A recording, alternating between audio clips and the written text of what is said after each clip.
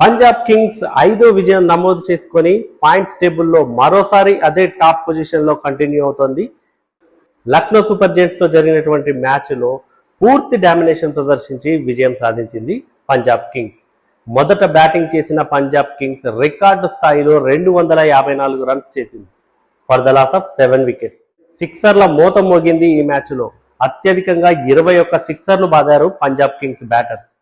అంతేకాదు ప్రియాన్ష్ ఆర్య 93 రన్స్ చేసి century miss చేసుకున్నాడు. జస్ట్ 37 బాల్స్లోనే 93 రన్స్ చేశాడు. ఇక కూపర్ కానోలీ 46 బాల్స్లోనే 87 రన్స్ చేశారు. ఈ ఇద్దరు చేసిన విధ్వంసం ఏ రేంజ్లో ఉందంటే 81 బాల్స్లోనే 182 రన్స్ స్కోర్ చేశారు ఈ ఇద్దరు. సో దీంతోనే ఇక్కడే పునాది పడింది పంజాబ్ భారీ స్కోర్కి. ఇక రికార్డుల పరంగా చూసుకుంటే కూడా ఒక ఇన్నింగ్స్లో అత్యధిక సిక్సర్లు కొట్టిన రికార్డు గతంలో పంజాబ్ కింగ్స్ పేరిటే ఉంది. అది 24 సిక్సర్లు. 2024లో కేకేఆర్ పై ఈ ఫీట్ సాధించింది పంజాబ్ కింగ్స్. సో ఈసారి 21 సిక్సర్లు కొట్టింది కాబట్టి థర్డ్ ప్లేస్లో ఉంది. మరి ఈసారి అయితే 21 సిక్సర్లు బాధింది. సన్ రైజర్స్ హైదరాబాద్ సెకండ్ ప్లేస్లో ఉంది 22 సిక్సర్లు. అది కూడా 2024లోనే సన్ రైజర్స్ హైదరాబాద్ ఆ ఫీట్ సాధించింది.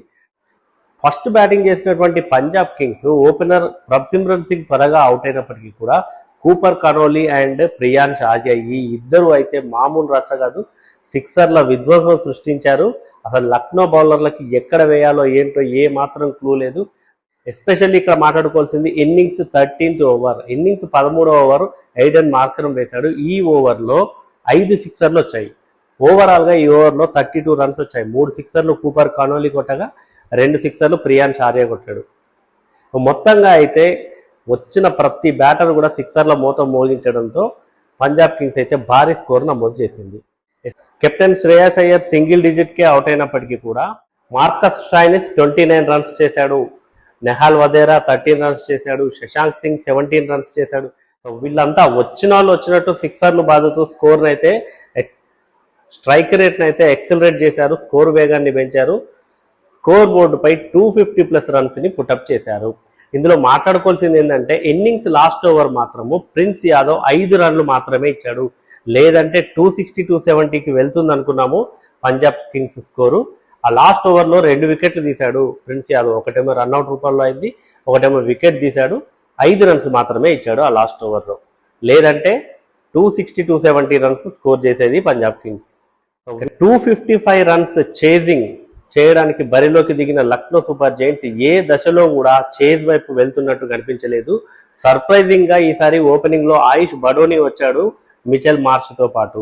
వీళ్ళిద్దరూ కూడా పవర్ ప్లేని యూటిలైజ్ చేసుకున్నట్టుగా అయితే అనిపించలేదు. అసలు పవర్ ప్లేలో రన్స్ వచ్చాయి, కానీ పవర్ ప్లేలో లక్నో సూపర్ జెయింట్స్ 1 వికెట్ కోల్పోయింది, 61 రన్స్ చేసింది.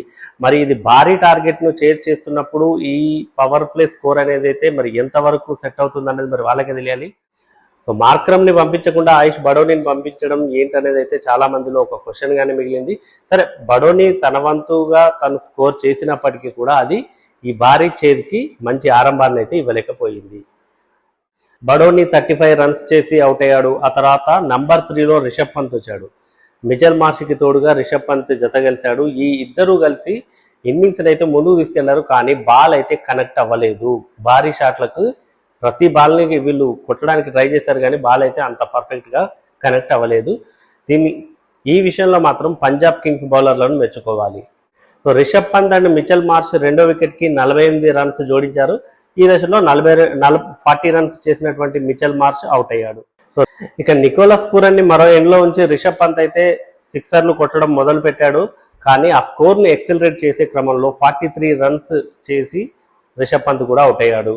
ఆ తర్వాత నికోలస్ పూరన్ కూడా 9 రన్స్ చేసి తను అవుట్ అయ్యాడు.